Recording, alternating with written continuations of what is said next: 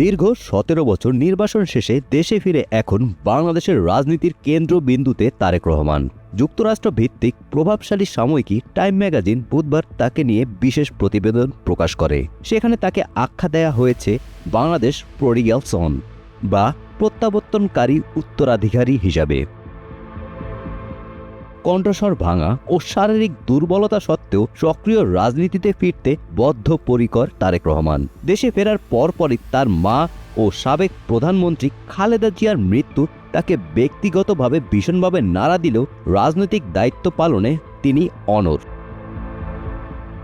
টাইমসের সঙ্গে একান্ত সাক্ষাৎকারে তারেক রহমান বলেন, দায়িত্ব এড়িয়ে যাওয়ার সুযোগ নেই। দেশের মানুষের আস্থা তার রাজনীতিতে থাকার প্রধান কারণ। পারিবারিক পরিচয় নয়, বরং দলের সমর্থকরাই তাকে সামনে এনেছে।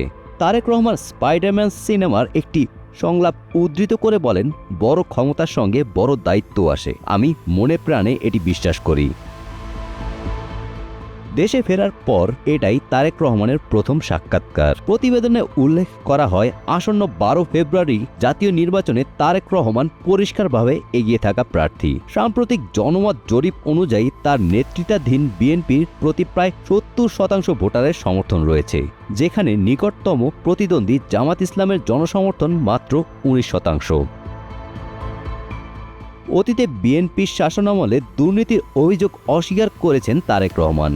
আগের মামলাগুলো রাজনৈতিক উদ্দেশ্য প্রণোদিত ছিল এবং অন্তর্বর্তীকালীন সরকার সেগুলো বাতিল করেছে বলে তিনি উল্লেখ করেন। টাইম ম্যাগাজিনের প্রতিবেদনে উচ্চ মূল্যস্ফীতি, টাকার দুর্বল মান, বৈদেশিক মুদ্রার রিজার্ভ সংকট এবং যুব বেকারত্ব বড় চ্যালেঞ্জ হিসেবে চিহ্নিত করা হয়েছে। প্রতি বছর প্রায় ২০ লাখ তরুণ কর্মবাজারে প্রবেশ করলেও সেই অনুপাতে কর্মসংস্থান সৃষ্টি হচ্ছে না।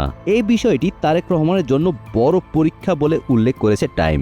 নীতিগতভাবে তাকে একজন টেকনোক্র্যাটিক রাজনৈতিক হিসেবে তুলে ধরা হয়েছে এই প্রতিবেদনে।